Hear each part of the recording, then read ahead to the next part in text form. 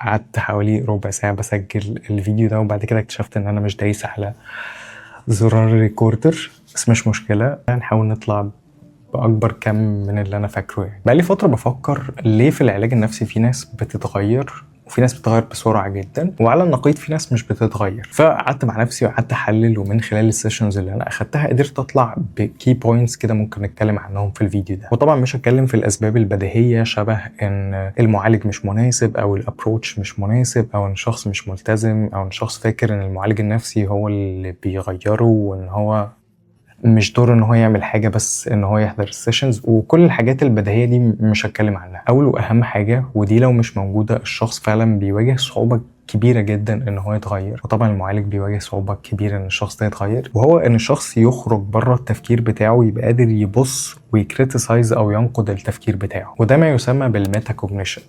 كنت شفت كام فيديو على السوشيال ميديا الناس بتتكلم على ان الميتا كوجنيشن هو نوع من انواع الذكاء، واعلى نوع من انواع الذكاء، ولكن الميتا كوجنيشن هو مش نوع من انواع الذكاء، هو فيتشر موجوده عندنا كلنا. كل البشر عندهم الميتا كوجنيشن، وهي قدره التفكير انه يخرج بره ويفكر في التفكير نفسه. كلام مكلكع، تعالوا نبسط الكلام المكلكع ده بكلام مكلكع اكتر منه. في اللغه اللي احنا بنستخدمها، واللغه اقصد بيها اي لغه، مش عربي ولا انجليش، كل اللغات فيها فيتشر اسمه ميتا لينجويستيك اويرنس لو انا فاكر صح، وهي قدره اللغه انها تخرج بره اللغه وتكريتيسايز او تنقد اللغه نفسها. فمثلا لما انا اقول ان الجمله اللي انا قلتها دي لا ما كانتش مناسبه، انا كنت اقصد كذا كذا كذا، اللي انا عملته ايه؟ اللي انا عملته ان استخدمت اللغه عشان انقد اللغه نفسها. وده بالظبط الميتا كوجنيشن. التفكير بتاعنا مرتبط بشكل كبير قوي باللغه، حتى لو اخدت بالك احنا بنفكر باللغه. فهي القدره ان انا اخرج بره تفكيري باستخدام اللغه، اني انقد تفكيري باستخدام اللغه. حاسس ان الفيديو ده هيخلي الناس ما تروحش علاج نفسي وتتعقد، بس حقيقي الكلام ده مهم عشان الشخص يقبل للعلاج النفسي. ودي من وجهة نظري انا شايف ان مهم يبقى عنده awareness، مهم يبقى عنده وعي كافي عشان يروح للعلاج النفسي. وعي نفسي كافي ما اقصدش ان انت تبقى خبير سايكولوجي، بس على الاقل يبقى عندك بعض البيسكس وبعض المفاهيم عشان العمليه دي تبقى اسهل وتبقى اسرع. عشان الشخص اللي بيروح بدون اويرنس الموضوع بياخد وقت ان هو اصلا يبدا يفهم المفاهيم دي، ولما يلاقي ان الموضوع بياخد وقت هو بيحبط وما بيبقاش عايز يكمل. هحاول اصلح اللي انا عملته واقول ان اول واهم حاجه ان الشخص يبقى قادر يخرج بره التفكير بتاعه ويكريتيسايز او ينقد التفكير بتاعه. عشان كده بشوف ان السي بي تي مهم جدا في البدايه، رغم ان السي بي تي انا بشوف ان هو بيعجز عن حل مشاكل كتير، لكنه مهم في النقطه دي. لان في السي بي تي، وهبقى اعمل لكم فيديوز عن السي بي تي، ولكن بمنتهى البساطه احنا بنمسك المواقف اللي بنعدي بيها ونقسمها او نفككها بالشكل ده، ان احنا بنقسم الموقف لافكار ومشاعر وافعال، ونبدا نكريتيسايز الحاجات دي. والعمليه دي مهمه مش عشان بس احنا بنخلق كوركتيف اكشنز، ولكن علشان الميتا كوجنيشن ده، ان انا بخرج تفكيري بحطه قدامه وبكريتيسايز وبنقد التفكير بتاعي. حاسس مش عايز اكمل الفيديو. تاني حاجه ودي بشوفها كريتيكال قوي، وهو feeling safe، ان الشخص يبقى حاسس بالامان. الشخص لو مش حاسس بالامان مش هيتغير. الشخص لو مش حاسس بالامان دايما هيبقى هايبر فيجيلنت، دايما هيبقى في مود فايت اور فلايت، احنا في وضع ديفنسيف دايما او بيهاجم دايما. وليه بقول ان البوينت دي كريتيكال؟ لان هي محتاجه الطرفين. محتاجه ان المعالج يخلق البيئه الامنه للشخص اللي بيتعالج عنده، والشخص اللي بيتعالج محتاج ان هو يحس بالامان.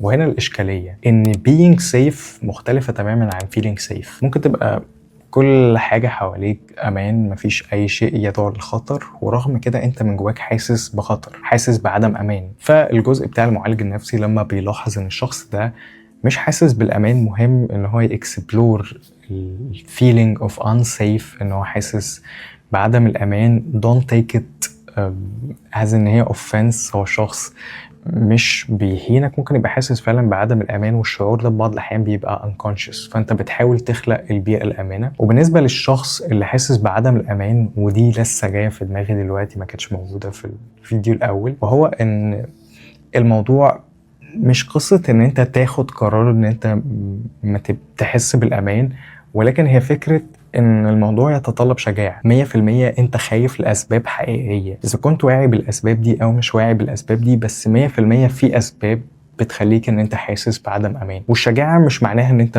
بترمي المخاوف بتاعتك، لا، هو انت بتتحرك وانت معاك المخاوف بتاعتك، وبتحاول تدي لنفسك السبيس ان انت تحس بالامان. وكمان المعالج المفروض يبقى ليه دور في ده، لان زي ما كنت بتكلم ان السي بي تي بيعجز عن ايجاد حلول لبعض الحاجات اللي بتبقى موجوده في السيشن، منها دي شعور الان سيفتي. السي بي تي انا بشوف ان هو مش بيساعد بشكل كبير، ممكن يساعد بشكل جزئي، ولكن بيبقى فيه جزء كبير من ده سوماتيك، جزء كبير منه عصبي. وقتها بنحتاج ما يسمى بالداون توب بروسيسنج، او الشخص يبقى يحاول يقام جسمه ويقام الجهاز العصبي بتاعه، فبالتالي ده بينعكس على افكاره وبينعكس على الريفلكسivity، او بمعنى ان الكلام ورد الفعل اللي خارج من الشخص ده مش كانه ريفلكس، مش كانه بينج بونج، لا هو شخص قادر يبقى هادي، قادر يفكر، قادر يدي نفسه المساحة قبل ما يرد. على عكس لو شخص حاسس بعدم الأمان وجهازه العصبي متحفز، فكأن الردود طالعة بينج بونج، هو مش بيلحق يفكر، كل الردود ريفلكسيف، هي سريعة جدا. تالت حاجة ان الشخص يبقى مصدق في اللي بيحصل،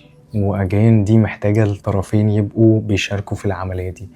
اولا المعالج النفسي، انا صوتي راح خالص اولا المعالج النفسي مهم يشرح للحد اللي موجود معاه هو ليه بيستخدم الطريقة المعينة دي، او ايه الميكانيزم بتاعت الحاجات اللي احنا بنعملها هي بتشتغل ازاي، واحنا ليه بنعمل ده. ده مهم قوي. ما تقولش انا عارف انا بعمل ايه وده الصح وامشي كده. الشخص لو مش مقتنع، لو مش مصدق، مش هيتغير. وبالنسبة ليك انت، لو انت مش مقتنع بالكلام ده، مش مصدق الكلام ده، ممكن تعمل الريسيرش بتاعك، تدور ورا المعالج النفسي بتاعك، تشوف هل الكلام ده فعلا منطقي ولا لا، علمي ولا لا، صح ولا لا. وده مهم ومش غلط ومش عيب ان انت تعمل ده، عشان لو كل الكلام اللي هو بيقوله علمي وصحيح وانت ستيل مش مقتنع، ستيل مش مصدق، فاعتقد هنا في مشكلة انت محتاج تتعامل معاها، يا اما تغير المعالج يا اما تغير حاجة هنا، مش عارف. اخر حاجة ودي شايف ان هي مهمة جدا في الحياة، ان الشخص يفهمها مش بس في اطار العلاج النفسي، وهي ان احنا اتعودنا كلنا ان التغيير لازم بيجي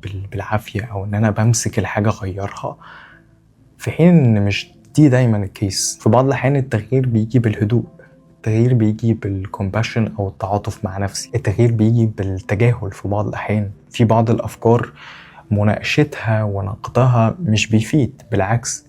فهنا بتعلم ازاي اقعد مع المشاعر الصعبة، مش ان انا بعافر وبفكر وبحاول انقد. في بعض الاحيان ده بيجيب نتيجة عكسية. فبيبقى مهم جدا اعادة صياغة مفهوم التغيير، انه مش دايما لازم بيبقى فيه فعل، في بعض الاحيان عدم احداث فعل هو ده اللي بيسبب تغيير. في الاخر خالص، لو انت ما تعقدتش من العلاج النفسي بعد كل اللي انا شرحته وقلته في الفيديو ده، فبنسبة كبيرة في احتمال كبير ربنا معاك.